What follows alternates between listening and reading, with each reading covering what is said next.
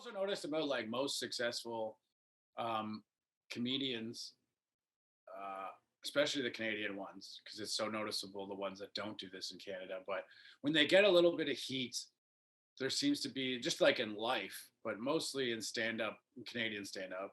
There's like this, like, oh, I'm gonna rest on my laurels now. Like, oh, I got a big thing. All right, I'm just gonna mail it in for a few months. Like, I got this. And then I've noticed that the people that really like my buddy Nathan McIntosh, who's like, he's done Conan, Fallon, and Colbert.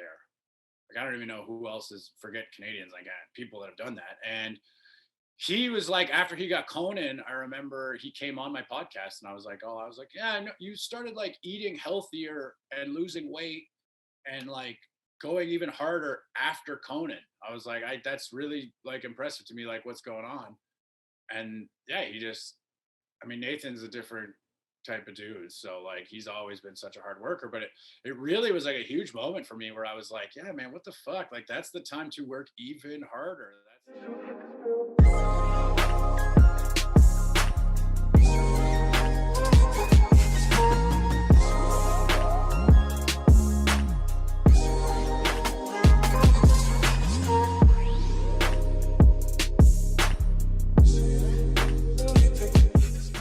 Welcome everyone to episode number 11 of the Johnny Rogers Show. Today on the podcast, I have comedian and author Alex Wood. Alex, how you doing? Thanks for having me, JR. See, we just turned. Does anyone call you that? Actually, yeah, a lot when I was younger. I got JR all the time, especially because of wrestling too. Good old JR.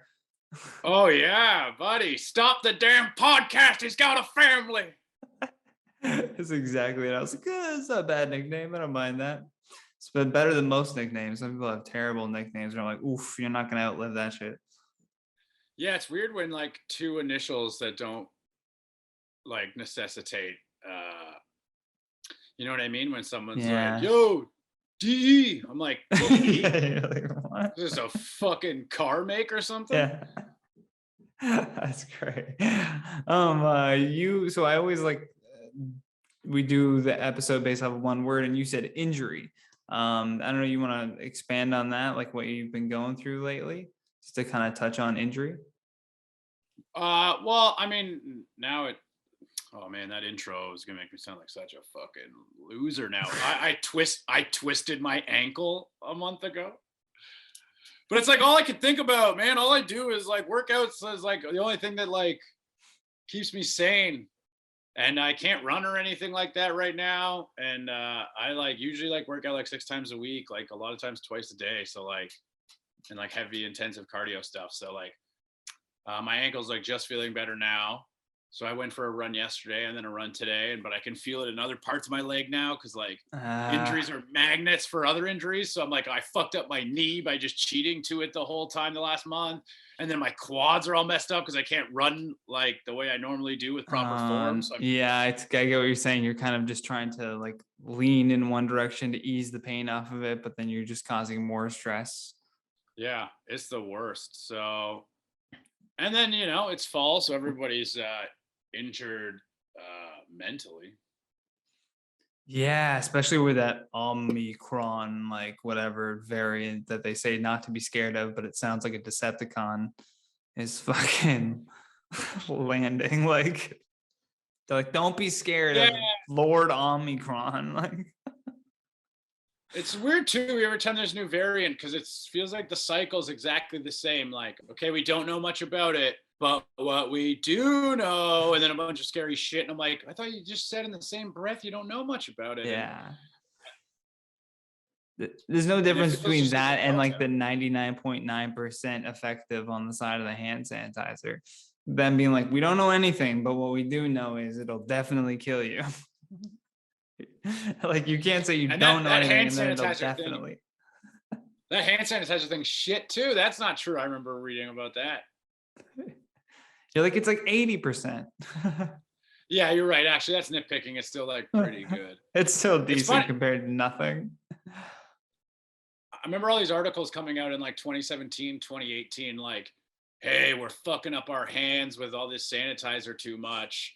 And and you know what I mean? Like we're losing our ability to like naturally combat different viruses and Dude, bacterias. And my hands are and fucked. well, I mean, I don't know if it's true, but it's like weird that that was like peaking right before it was like we all use hand sanitizer like fucking Niles Crane 7 times a day now. Yeah, every time you go in and out of a store, it's like it's right there. And sometimes they're like, "Hey, hit the thing." Like if you don't do it, sometimes there's like a guard, like a hand sanitizer guard that's there. That's like pump before you go in. Really? Still? Oh fuck! I haven't seen one of those hand Yeah. sandy guards in a while. I saw a couple hand sanitizer guards at Home Sense of all places. She was like, "Hit the pump," and I was like, "No." I just kept walking. I was like, "I'll do that if I want to." What do you hit the pump? Like, if I don't hit the pump, I can't spend my money in here. Like, what's going on? Yeah, I think like we're really starting to now see a shift in everyone's ability to like be in this all together. Now it's just like we're Yeah, all like, that I'm ship has fucking done. sailed. It's Once crazy to think we'll be like 2 years in a few months, you know? yeah, it's just like that, just in a blink of an eye, just gone. You with your injury though, like, do you think that, because I know you were saying like, oh, it sucks because I feel like I'm going crazy because I can't work out. You wrote a whole book about like addiction and beating all of those addictions. Is there still like a part of you or a mentality that you can kind of apply from that towards a thing that's like injury? Like, would you not necessarily equate those two things, but maybe like use what you've learned from one over on the other to kind of chill yourself out? Yeah, definitely. I mean, at first I was like a little excited. I was like, my body needs a bit of a break. You should take like an off season. I read a bunch of articles about like, um, not professional athletes, just people who work out and stuff like that. Like every like year or so, take a full month off, like just heal the fuck up everything because all these small ones. So I was like, okay, and this will be like an exciting challenge to go like a few weeks. And first week I felt fine. Second week was okay. Third week was just like, all right, I'm fucking miserable all the time. So now I'm just trying to. It's like it's not like the most useful advice because it's not even advice, but I'm starting to remember like a lot of like what sobriety or just getting through anything tough is like, yeah, just sitting in the shit and not trying to like escape out of it or spin your tires. Just like, yeah, I'm in a shitty place right now, and you just accept that, and it actually makes it better instead of like, well, I'm gonna do this to make it less shitty. I'm gonna do this to make it less shitty, and then none of that works, and then that makes you feel worse, and you're just prolonging the feeling where it's like, yeah, just sit in it. So that's what I realized. I'm like, well, yeah, I'm injured. I'm like bedridden when, well, not at all bedridden. That was the wrong choice of word. Yeah, But like, like I can't. being dramatic about with it, but I'm dying. I'm slowly dying. This sprained ankle is spreading. It's a terminal ACL tear. But like, yeah, I totally get that where you don't. I guess the knee jerk reaction is to distract yourself in some way, whether it's addiction or injury. But really, like the best thing to overcome the pain of what you're feeling in either of those is like you said, just kind of sitting in it and just recognizing what it is for what it is, and then just trying to move past it that way. Yeah. Plus, I mean, I still have like, I mean, one thing is like I had a bunch of gigs booked. So like I was headlining Absolute Ottawa like Fuck. 4 days after it happened, and then Kingston right after it. So that was Damn. tougher on my fucking ankle to be like standing an hour a night, you know. And then, but at least it gave me some shit to do. And then like, but yeah, holy fuck, I need to definitely get back. Especially because my therapist is going on mat leave for an entire year starting in January, and I'm like, oh, I don't. That's awful. You're like, I mean, good for you, but fuck. It's so weird therapy. Like, I don't know if you go, but like when she told me she was going on mat leave, her telling me she was on mat leave was all about me. Like, and she's driving it. Like, you know what I mean? It's not like I still feel weird about it. After every session, I'll be like, oh man, I've been talking for like 25 minutes. What's new with you? And she's like, I just remember. I was like, right, okay, yeah, all right. You're like, So yeah, it yeah, was this like is that. supposed to be about you. It's tough. It's tough to like reconcile that. And then I get on the phone with my friends and I don't ask them how the fuck they are ever. I'm like, oh God, I can't get this right. Man, that's something I struggle with so much is somebody will ask me how I'm doing and I'll just like ramble on or be excited to, share something and tell them everything. And then it's like, okay, cool. And I'll see you then. Yeah, all right, great. And then immediately as soon as the phone call ends, I go, I didn't even fucking ask them how they were doing. Like, God damn it. And then you just kind of like sit in that thought for a little bit and you're just like, oh, I'm such a dick, like shit. But I don't think beating yourself up is necessarily the fix for that either. I think it's just like, well, just next time I'll make sure to ask them how they're doing. Yeah, I was worse when I was younger. I'm good now for sure. But yeah, and then yeah, some calls are just like, sorry, I'm petting my dog right now. I don't know what it looks like going off. It just kind of looks like you're just like Hey. jerking something beside you. Yeah. Yeah, going up and sorry, I'm just petting my dog right now. Yeah. But yeah, well now I have to. Can I show Yeah, him? we gotta show the dog. Too cute. Oh. He looks right at the camera. He's like, "Leave me alone. I'm not Yeah. working tonight." It's But the yeah, thumbnail.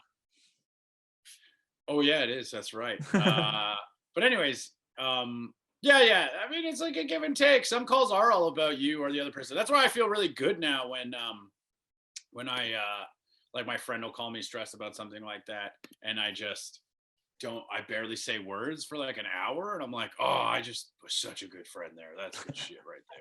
All right. Yeah, you pat yourself on the back. You're like, oh, fuck, I listened to the shit out of that call. I'm Well, you such a good got to like. listener. I think I was a bad listener in my Yeah. early 20s, late teens. Like, I don't think I was a good listener. So, unless like when the chips were down or like it was really important, I was.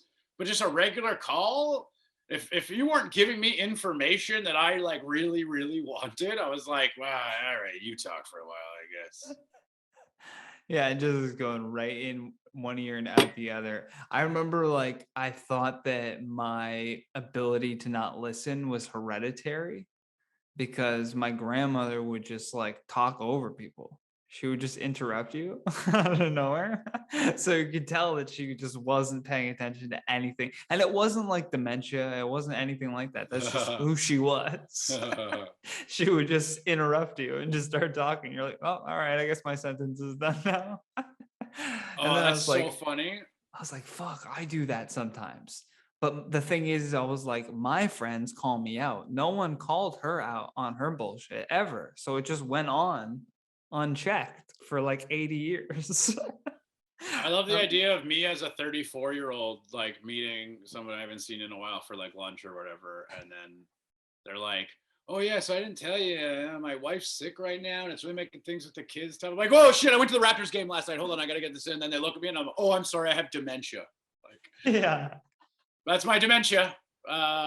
Acting up again, and then they're like, "Wait, what?" I Yeah, I didn't got mean dementia. I didn't mean the interrupting was the dementia, but the not listening or paying attention or phasing in and out kind of, and then just starting to talk because she did get dementia later on. So she would do that where she would just like out of nowhere, she would just announce what she had for lunch. And then 10 minutes later, she would just say the same thing again. And you're just like, all right.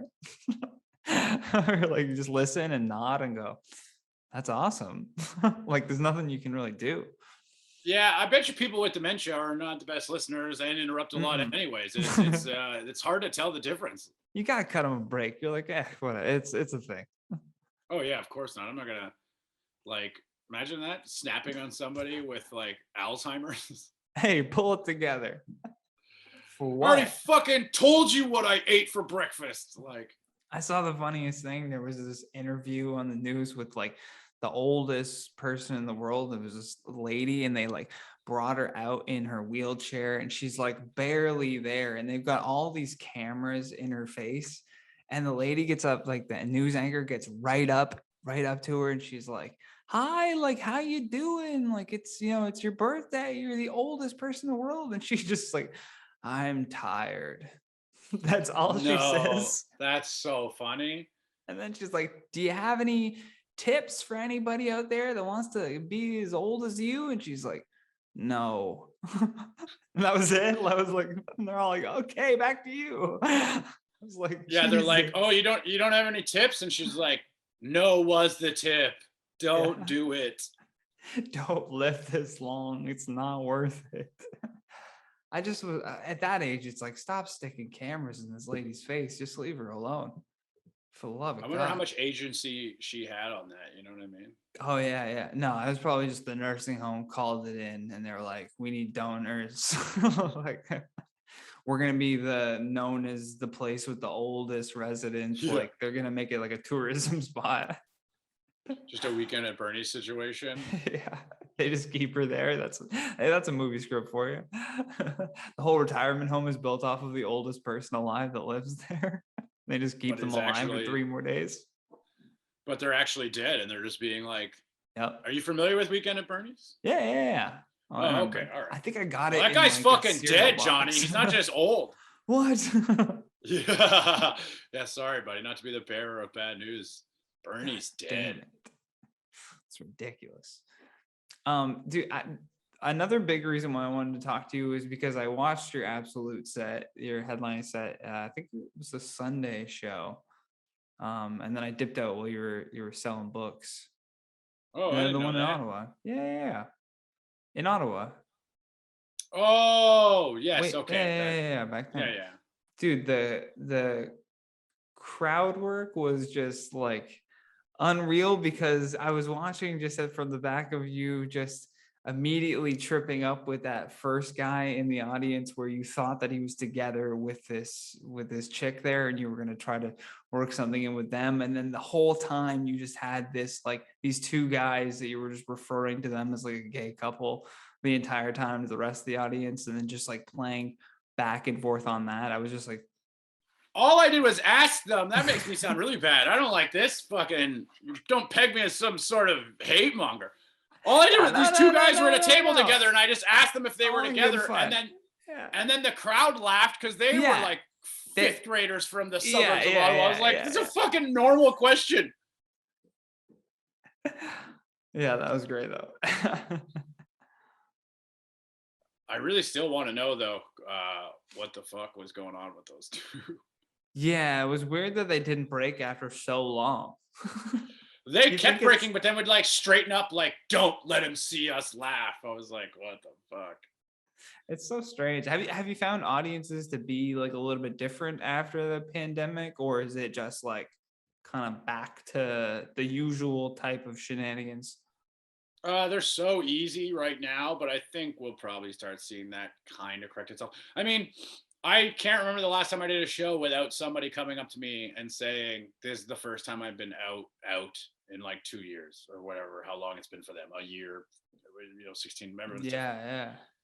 And then it's like, well, yeah, of course you're gonna fucking be an easy crowd if you're all, you know what I mean? Yeah. Coming out for the first time. So I know they've been really easy, but Christmas season is upon us. And that is like, that you make the most money as a comedian. There's the most amount of packed shows. You're booked all the time, but the shows are fucking 1 out of every 3 is just like, it is really you're doing like a roulette. New Year's Eve. New Year's Eve's great. New Year's Eve, I never really see them be too rowdy or anything. It's Christmas parties. It's when like an office Christmas party, it's like 100 people in the audience and like 40 of them work for, this just happened to me in Kingston on the Saturday show. Those are almost exactly numbers. It was like, we had like 135 of them worked for a pest control company. I don't know if you know, but they refer to as pest control now, not exterminators. Oh, you found that out? Did you call them exterminators? Well, no, not off the top, but then they were being so like unruly. I was like, at one point I said, "Hey, rat killers, shut up for a second." And they liked it, but like I was serious. I was like, "Yo guys, you're fucking disruptive." Now that's why I think like we're going to see like in December, all of us start, hating comedy and ourselves and audiences again. It'll be good. That's when we're going to be back, is when you're just like driving home from a one-nighter that was just like taken over by morons, and then you're just wondering, you're like, oh, how long does it take to become an electrician? Could I still do that? Yeah, like, can I still get a student loan? What's the age cap Do on that? you have to be a student to get one of Yeah. those? What's the deal? Yeah. Do I have to be a student first? The fuck? How does that work? Nah, I've already given up on all that shit, man. I'm like, I'll stick with entertaining, whatever it is. I'll sell feet pics. Hey, there you go. That's a thriving market. Yeah, I'm sure. Well, during the pandemic was like fucking a golden time for OnlyFans. Yeah, that was the Wild West until like some shit went down where people started pulling one over. Like I think it was what's her name? She was like a Disney Bella Thorne, that's who it was. She like said that she was joining OnlyFans and everyone lost their goddamn mind. And then it was like she made like $1 million or something in a day. And then all of the people who were like just porn stars that were, selling stuff on OnlyFans were like, what the fuck? Now we have to like raise our rates basically because we're competing with real celebrities. But I thought the thing with Bella Thorne's was that she, I'm sorry, but I have to look this up now like a pervert. It was well, not looking, apparently it was like make, nothing. It was just yeah, like it was just like photo. scantily clad Yeah. OnlyFans Yeah. stuff, which is like, yo, buddy, who the fuck is Bella Thorne? Good Lord. Anyways, I only know because of my job. She's won an Imagine Award. Imagine spelled IMAGEN, and a Shorty Award, and a Teen Shorty Choice Award. I don't even know. Heck, anyways, I didn't realize she was the recipient of a right now. You're like, I don't know who the fuck this is. I started to that feel happens that all the time now. Oh, dude, look at like who the top streaming. She still has it on OnlyFans. She still has one.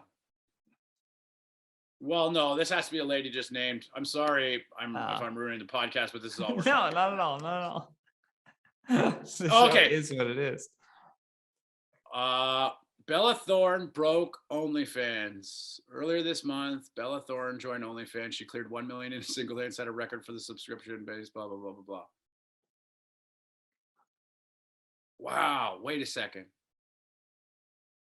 All right, I'll have to just jerk off to this later or find out about this. I'm so kidding. But anyways, it was a golden time for OnlyFans. I think like I was subbing to like 4 women. I was like, hey, what the fuck? I'm not leaving the house.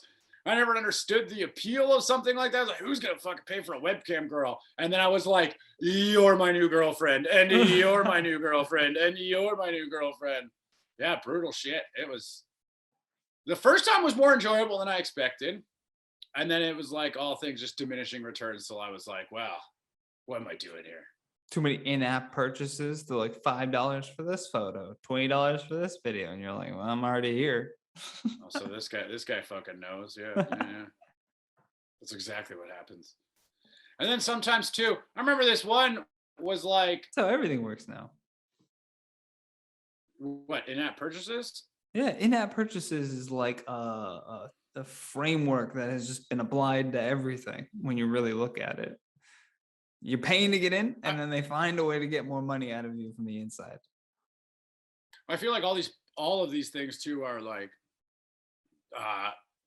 sign up for a free trial, and then it's once they have your credit card info, like you're never out of this. To put that shit in your calendar. I just realized that too. Like if you ever sign up for something and it's like a free trial, mark like 3 days ahead of when it ends in your calendar. You don't even have to do that. You can go right away. Like if you have at least on iPhone. Oh, and just cancel it and then just like hold that time frame that it offered you. Oh, and that's then it does that. Yeah, it just hit cancel subscription. Then it says it will not auto. I think I have to do that with Tinder for December, like right now. Yeah, like there's the reminder. What did you find? I'm sure you got asked this question like a billion times, but I'll ask you here too. What did you find harder to do? Cigarettes. Cigarettes or writing a book? Oh, yeah, no. That's a good. Now that I haven't been asked, that's a good question. I felt like that would be something that everyone would ask. Like, was it the addiction or writing the book that was the hardest thing? No, not even close. The addiction was way harder. Like writing the book was like it's your whole body. I mean, it was difficult at the time, but it was like enjoyable. Like there was. That's a great question. Harder, no doubt. Like quitting all this shit was way harder. But as far as like more rewarding, more life changing for the good, probably also the quitting shit. Yeah. I never wanted to write a book. I never like thought like I would. I never Yeah, you even did I the thought podcast first, right? yeah. Yeah, so you were like, oh, just start the podcast, kind of like journal it as I'm going. Exactly. At what point were you like, did someone tell you like, yo, you should do this into a book? Or were you kind of like, man, write a book? Like, Oh no, I got like the fucking most like, oh Jesus Christ, sweetest like doesn't happen. So the podcast was doing like well enough, and I only had like 3 months left, and I was ready to just like play out the string. I was like, oh, I'm just gonna quit this shit and like do these episodes, but I am like not writing my intros. I'm not gonna care.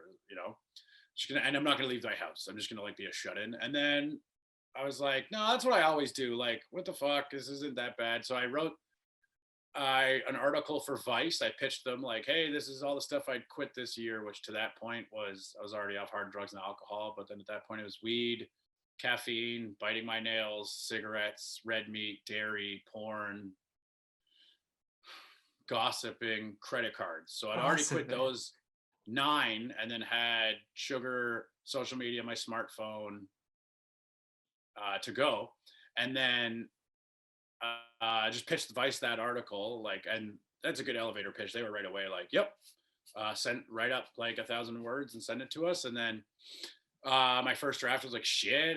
But I wrote a few more drafts. And then by the end, it was like, I think it was like maybe 1,500 words or whatever. Anyways, but they really liked it. They ran it on like January, like 2nd, like a New Year's resolutions. They called it How to Quit Everything in 2018.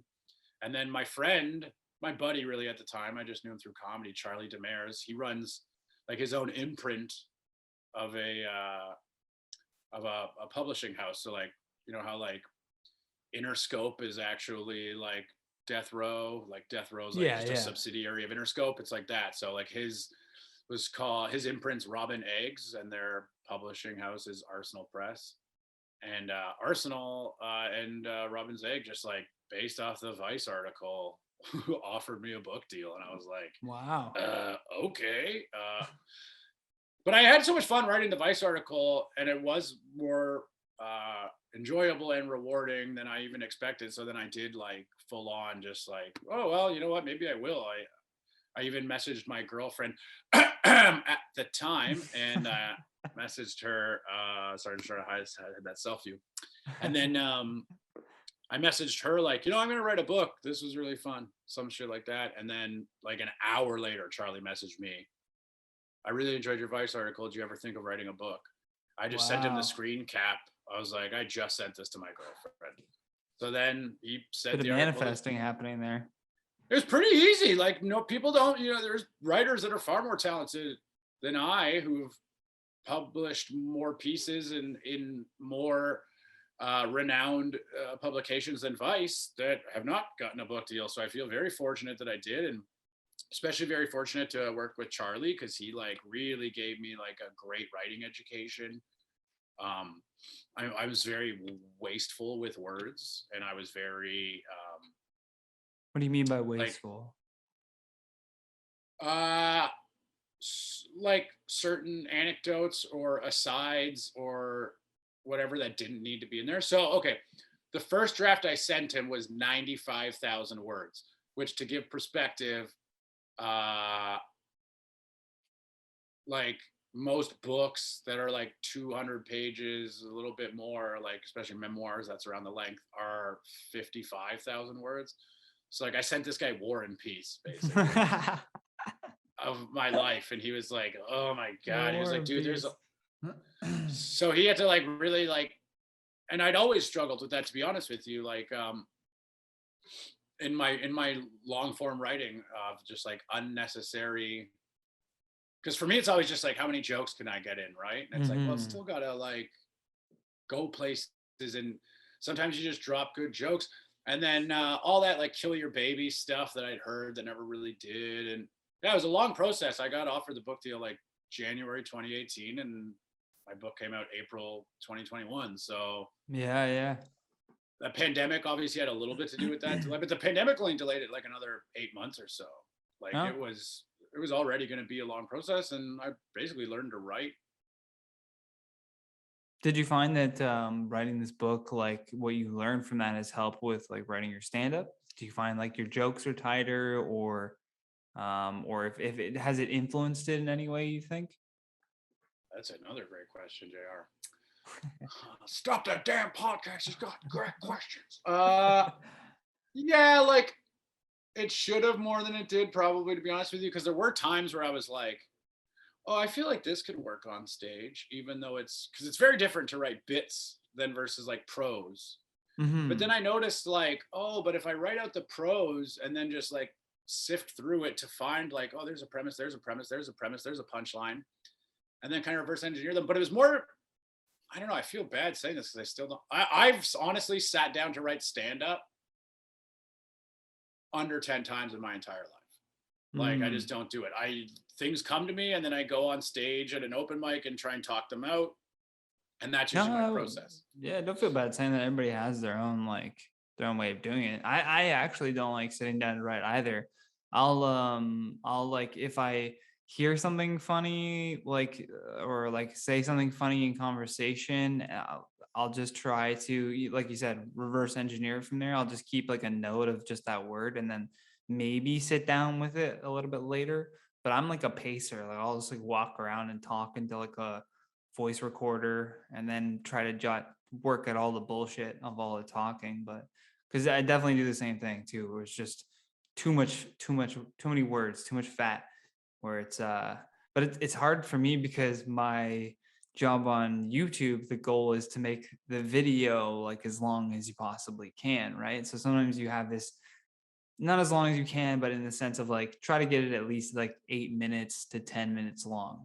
So when I'm writing these scripts, I have to like expand it like when you're trying to write a 5,000 word essay in high school where you're coming up with all these long routes to get to the same thing when you're like I could say this in 4 words but I'm gonna say it in 50 just to like really stretch this shit out.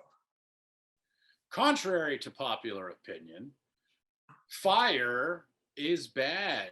Like, oh yeah, Yeah, I yeah. don't think you needed to say contrary But to in popular opinion conclusion, there. it's also hot. Yeah. So this guy fucking talking about the properties of fire like no one's ever heard of fire before. Yeah, yeah. So I don't know if that's helping or hurting my writing, but we'll see. But yeah, I did want to like take the discipline probably and apply it to like stand up writing for sure. And I saw some more productivity definitely just in general. Mm, um like, yes, I'm still not writing stand up, but I'm hustling more for things and messaging people and actually like self promoting more than I ever have. So kind of like lit a fire, which I also noticed about like most successful um comedians, uh especially the Canadian ones, because it's so noticeable the ones that don't do this in Canada. But when they get a little bit of heat, there seems to be, just like in life, but mostly in stand up, Canadian stand up, there's like this like, oh, I'm gonna rest on my laurels now. Like, oh, I got a big thing, all right, I'm just gonna mail it in for a few months, like I got this. And then I've noticed that the people that really, like my buddy Nathan McIntosh, who's like, he's done Conan, Fallon, and yeah. Colbert. Like I don't even know who else is, forget Canadians, like people that have done that. And he was like, after he got Conan, I remember he came on my podcast and I was like, oh, I was like, yeah, no, you started like eating healthier and losing weight and like going even harder after Conan. I was like, that's really like impressive to me, like what's going on. And yeah, he just, I mean, Nathan's a different type of dude. So like he's always been such a hard worker, but it really was like a huge moment for me where I was like, yeah, man, what the fuck? Like that's the time to work even harder. Oh That's like yeah. When you keep got that that momentum spark, going. you just have to ride that wave too.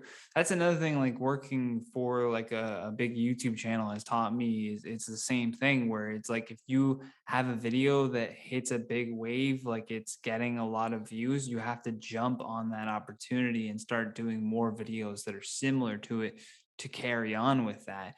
And it's like that's you can apply that to life, like just like what you said with Nathan, like yeah, when you get that hit, that's the time to double down. Like, it's not the time to be like, I got it. Now I can rest and relax.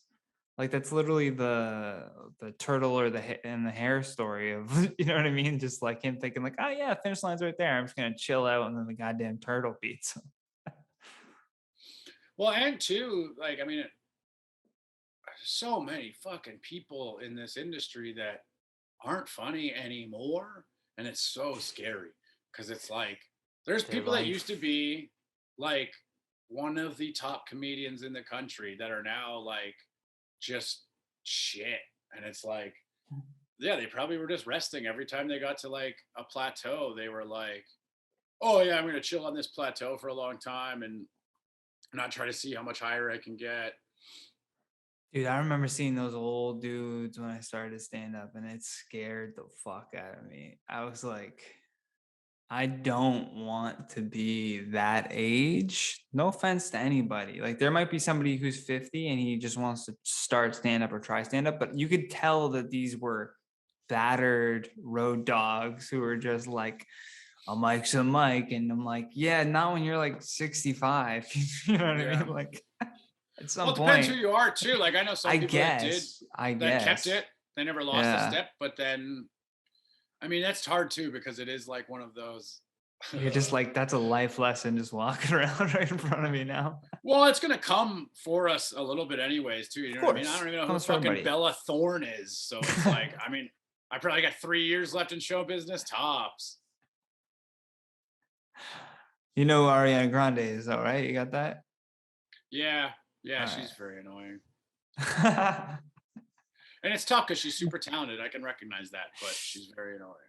That is the tough thing, because you want to be like true to just, promoting artists, but you're like, yeah, they suck. They're annoying, but like, goddamn, they're talented. Like, I can't, I cannot refute that. That's the R. Kelly issue. You stopped listening to R. Kelly? I mean, I wasn't really like busting out bump and grind by myself at home anyways. So, Yeah, true, right? You're like, doesn't but really affect my yeah, day. like Parties are gonna suck a little more. I'm white, so I listen to I Believe I Could Fly, like Yeah. to believe in myself once every few years. Or just playing But basketball in the driveway by yourself. if I can see it. But now, yeah, no, I probably, there's certain people I can do it with, and there's certain people I can't. There's certain crimes I can do it with, and there's certain ones that I can't. I think when you have a harem of 16-year-olds that you've essentially kidnapped from their families Uh-huh. and have been physically, sexually, and mentally torturous for years and years and years and years and years. I could block your That's Spotify. yeah, yeah. I can't like Remix to Ignition just doesn't do it for me anymore. Mm-mm. I'm like listening in the background for like screams of help. Like, let me give you that boo boo. Let me give you that. Oh my god, I'm downstairs. What the fuck was that for? Yeah. Wasn't there was I remember here, it was an old band. There was like a recording where during the recording you can hear someone apparently that was being killed like in the other room. There was This like rings a slight bell. um rock recording. This also feels like it could be one of those urban legends that like 80s parents came up with because they didn't like Metallica or whatever. Yeah. No, totally. But I have heard this. This does sound familiar. While you're searching this, I'll give the listeners a very interesting Right. anecdote that they might not know about. I'll look right into the camera. I don't know why this made me think of it, but when Dark Side of the Moon was being recorded by Pink Floyd, you know how there's a bunch of like audio snippets of people just talking throughout that album a couple times. Yeah. So at the end of a song, you'll just hear a guy say like, one guy says like, I was really drunk at the time, and then it just cuts to another guy saying like, and then my dad, and it's just people doing small little snippets like that. It's kind of interspersed throughout the album. One of the people that was, so what they did is they just brought them into the studio, had them sit in front of a mic, and showed them cue cards with one word on it, kind of like your podcast, and then they would have them just talk about the word. They drop the cue card, next word, drop the cue card, next word. one of the people that came in, Paul McCartney, and they didn't use him and his answers for Dark Side of the Moon. And when they asked Roger Waters why, they like, he was trying to be funny and clever. We wanted people to have like actual real responses. It was like, oh my God, that feels just like, I'm pretty sure other people are trying to be funny and clever. I'm sure he wasn't the only one performing. I think you're just being a dick Yeah. here. I can't Yeah, believe you yeah. deprived us of that great Easter egg of Paul McCartney just somewhere on Dark Side of the Moon. Oh my God. I looked up that two things. I looked up that story. It said it was false. It said it was Hey, I called it, baby. the Ohio player's recording of the song Love Roller Coaster includes this is the claim, includes the scream of a murdered woman. And then they say status false. That's Snopes. The other thing was I think Mark Maron interviewed Paul McCartney, and he was like, he was asking him, because most artists like Paul, as they get into their like older age, the stuff that they're putting out now, they kind of have to be like, this is the best stuff I've ever done, to so that they don't have to keep playing the hits anymore. You know what I mean? Like they want to just play their new stuff. So they have to be like, this is the best stuff I've ever done. And he asked Paul, like, do you think what you're doing now is the best stuff you've ever done? And he was like, I was in the Beatles. It's like, it's pretty high bar to like to match. Like, don't you think? Like, no, it's not the best Oh, stuff I I've ever love done. that. I love that. I hate when like Yeah, it's so fucking Mick good. Jagger has the balls to say at like age 68, like, I think our new album's the best one. Like, no, it's not, man. You guys were, when you were on heroin, that was your best. Yeah. Also, too, I don't know why these are just flooding into my head. On Appetite for Destruction, or maybe the next album, there's screaming from a woman, like orgasmic screaming at one point at the end of a song. And that screaming is because she was being fucked by Axl Rose in the studio. Like they did it on purpose to put it on the album. And the girl he's fucking was Duff McKagan, the bassist's current girlfriend at the time. What? And that's not even like a big story from Guns N' Roses. That's how like crazy they were. That's like chapter 1. Yeah, totally. So Axel was fucking Duff's girl. Like, yeah. Meanwhile, Slash is getting blown by Axel's mom. So what is anyone gonna say, really? That's like, I'm noticing this trend too with any new like generation of music that comes in. Like if you look at what happened when like rock and roll was like first busting onto the scene after you had that kind of, 40s music and music of the 50s where it was like Frank Sinatra and what have you. There was all of this pushback, like, they call them the woke people now, but then it was like Christian Mothers Association was going nuts over these like devil worshiping like rock and rollers. And then the rock and rollers didn't care. They were throwing fucking TVs at hotel windows and they were just destroying places when they left them. Like, and then now when rap music becomes like moving into the mainstream, and now pretty much rap is like the next new, like it's taken over, I think. Like rap. Oh yeah, hip hop is pop now. Hip hop is just all pop. Yeah. Like in every pop song, there's like a little, maybe a verse where there's like a rapper doing a feature now. So it's infused, but now you have people coming at them for a whole bunch of different shit. And it's like, who is more problematic? Do you think the rappers of today were crazier, or do you think the rockers of like the 60s and 70s were crazier? Were they crazier because there wasn't internet too? That might have played a factor. They might have even been crazier than we know them because there's no recording of it. Okay, well, so first of all, like every single big rock star in the 70s had like a 14-year-old girlfriend. It's every single one of them. Like it is. They sing about it. They literally sing about it. Like it's all in of their like favorite. it's fucking nuts. So yeah, you'd have to immediately think them. And also too, like, I don't know, like as many hip hop people that got into like heroin or, you know what I mean? So I think at the very top, it's probably hip hop, like the most wildest shit. It's like, well, yeah, you had like, you know what I mean? Like fucking, like people that are like featuring on important legacy hip hop albums that were like for sure still doing like murder sometimes. Yeah, Like, yeah. or you And know what I mean? singing Like, about it. Yeah, yeah, like Jaw tried to have 50 killed while he was like massive. Like Jaw Rule was yeah. massive when he tried to have 50 Cent killed. Like, I don't know, but then you think It's about like hard. fucking, because then there's like fucking, what's the guy's name? The producer who worked with the Ramones and stuff like that, Phil Spector, who eventually killed somebody and also like Yeah. fucking fired a gun in the air in a studio multiple times. That's an Elvis used to just interesting walk question. around with a gun, Yeah. didn't he? It's probably like, because there's probably like, yeah, there's too many variables. That's an interesting thought though. I don't know. Probably now I'm starting to go back to the Rockers. Like, right, they fucking for sure somebody killed somebody. Oh yeah, because like again, no internet, no cell phones, like nobody Dude, has a Jack chance. Nicholson and fucking that guy with Natalie Wood on the boat. Oh yeah, that guy is Christopher Walken.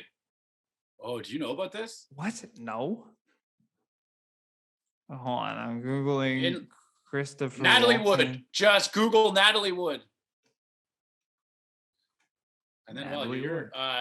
you could probably fill in the holes. Yeah. Uh, so Natalie Wood was no, but it wasn't Walken that she was married to. Who was she married to? Natalie Wood death and what Yeah, really that's it. happened today? Yeah, that's what. Just look at the facts. Forget like any conspiracy theory. The facts of what happened. You know who has the facts? Town and Country Mag. Oh, you gotta go to Wikipedia for this, you psycho. Yeah, 4 adults. So who's the fourth one? I can't remember. But she was married to some guy in show business, and she went on a boat. Her, the guy she's married to, Christopher Walken, Uh-huh. and Jack Nicholson, and right, Robert Wagner. They just Robert went, Wagner? buddy. She was married to Robert Wagner, so she died from going overboard on the boat. Yeah, I guess it's all right here. Wow. What a loaded funeral. Oh my Lord. Anyways, point being is she went Wow. overboard and they like didn't even report it till the morning. She like went overboard. They couldn't find her. It's a pitch black lake. She's obviously dead. They drive the boat home, and then the next morning we're like, by the way, she didn't swim into shore. We were kind of thinking that would happen, so maybe she did. Clearly, some nefarious shit happened. And then like a few witnesses from like the town were like, oh, we saw like Wagner and Natalie screaming at each other all the time. Very tumultuous relationship and stuff like that. Nobody faced any question. Yeesh. Nobody, nothing. But that funeral list of who attended her funeral, god damn. It was just up on screen there for a second. It was like Laurence Olivier, Frank Sinatra. Like, god damn, that's Then they crazy. have. Could you imagine that's your Gregory Peck and Rock Hudson? That's crazy. That's crazy. Gregory Peck, Laurence Olivier, and Frank Sinatra at your funeral. Rock Hudson Woo! was like a massive like Hollywood star too in like the early I Yeah. think 40s or something. And he was gay, but they had to hide it because then he didn't he die of AIDS?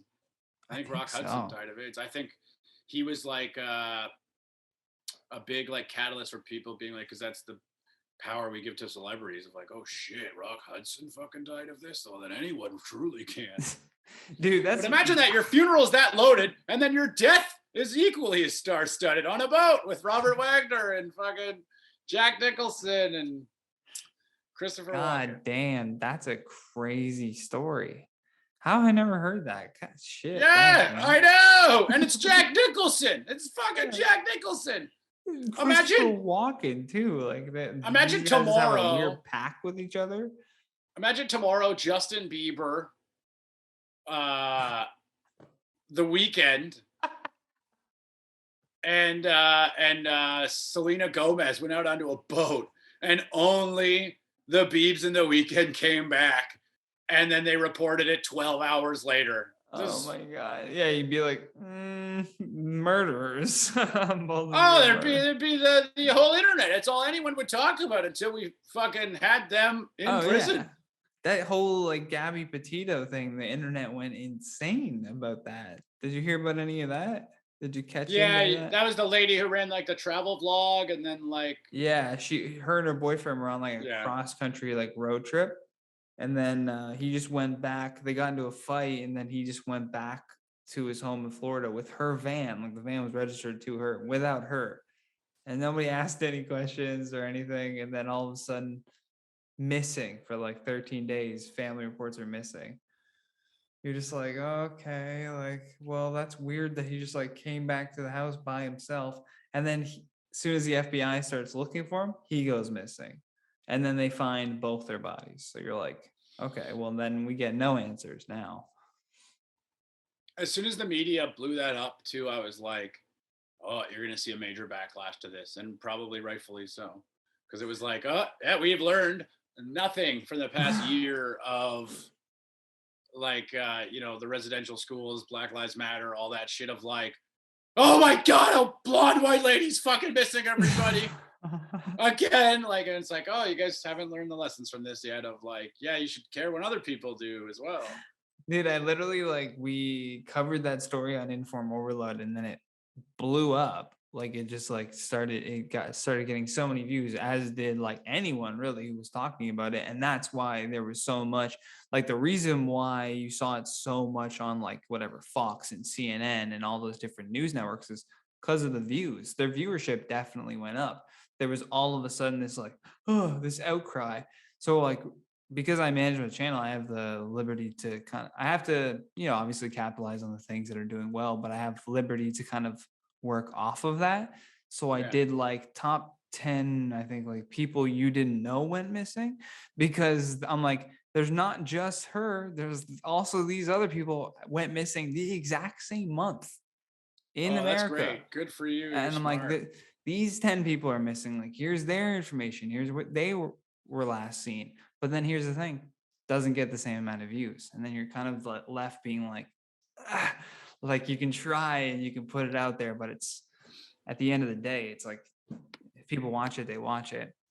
If it bleeds, it leads. But that's the thing, is Yeah. people always just demonize only the media for these things, and then it's like, yeah, it's everyone's appetite as well. This isn't like they're losing money The running media this is shit. not So, necessarily picking, they are picking to an extent, but not really. They're picking based off of what does well.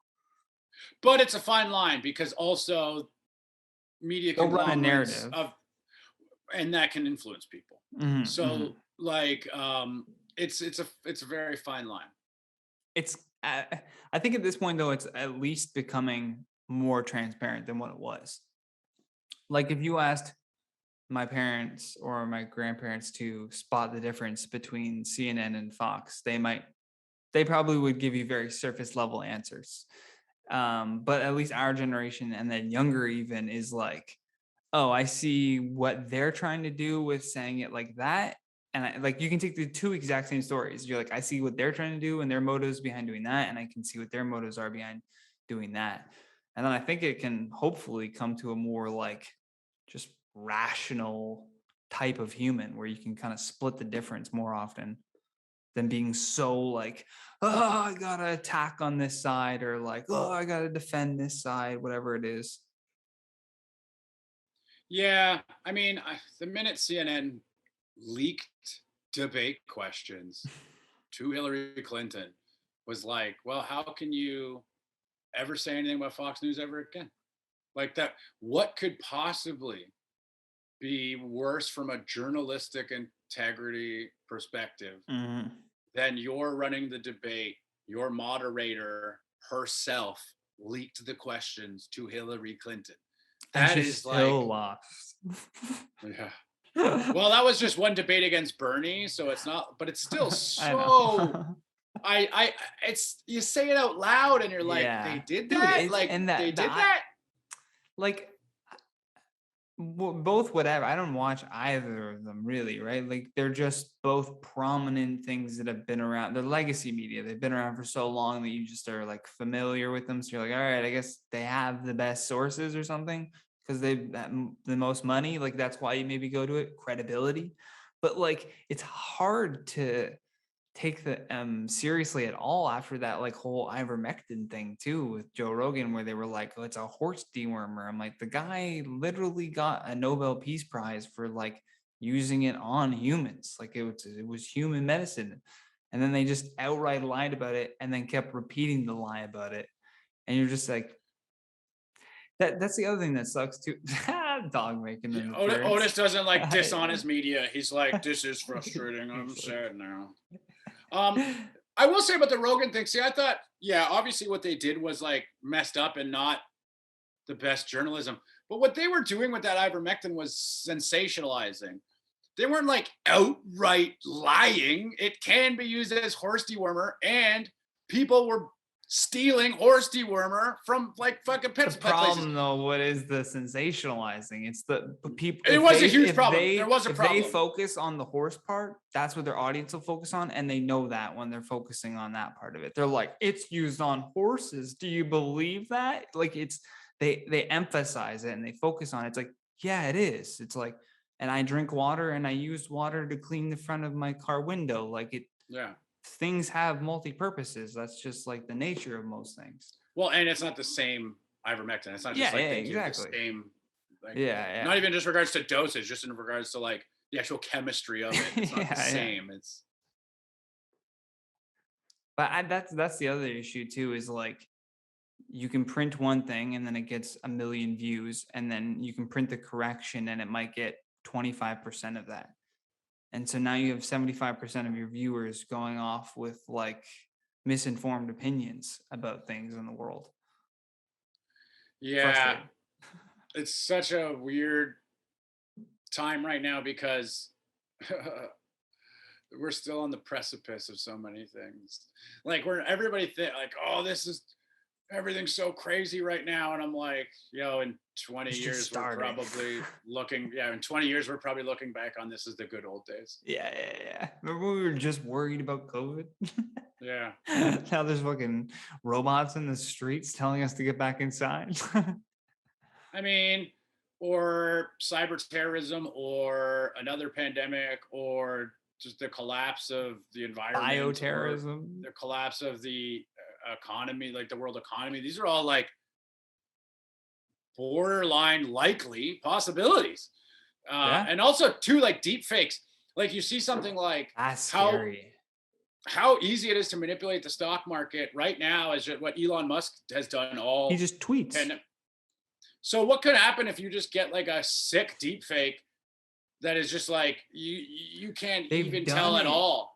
Did you see like the amount of times that like big celebrities, including Elon Musk, had their Twitter account hacked and someone tweeted like, "I'm giving away a Bitcoin, like click this link," and then all of these accounts got wiped, and like it's crazy how easy that has become. Like it's just mind-blowing and kind of makes you think like what's next other than just like top-down total control where the government is just like, no, we're taking over this. This has been running as a third party for far too long, and we tried it out for 20 years and it's not working, so we're going to take over it. Like, and then that causes like even more backlash, and somebody creates a new internet, and then it's like, yeah. Well, that's the thing with people who are like anti-government that want everything to be like, let the free markets decide. I'm like, I don't want to do that. Fucking insane. Like that's we need them a little bit. But when the apocalypse comes, make sure you get your reading material. Go I'll put this link in the description below. Check out Alex's book, Float Like a Butterfly, Drink Mint Tea. Available now on arsenalpulp.com. Great. I love the artwork on it too. That's hilarious. Yeah, so I rejected this originally, and then they were like, everybody at Chapters loves it. Everyone at the publishing house loves it. And I was like, all right, keep it. You're like, all right, fine. I guess the beer just looks delicious. And I'm like, I'm triggered by my own fucking book cover. Yeah, that is actually, it should have been like it next to a cup of mint tea or something, but I see what they were doing. Oh, it's great. Like I've come to realize, I've had so many people tell me I bought it just because of it's just something with the colors too. It just like pops. Did you do an audio read for it at all? No, for two reasons. One, I don't think there's a demand for it. Two, I won't be able to fucking make it. It's a lot. Just to read a book. I mean, yeah, that would take like, that's like. You're reading a book out loud. That's like been my one, like, sales have been good, but not like wildly good. And I'm like, oh yeah, thank God I didn't like fucking blow up from this book, because then I would have had to have done an audio book on it.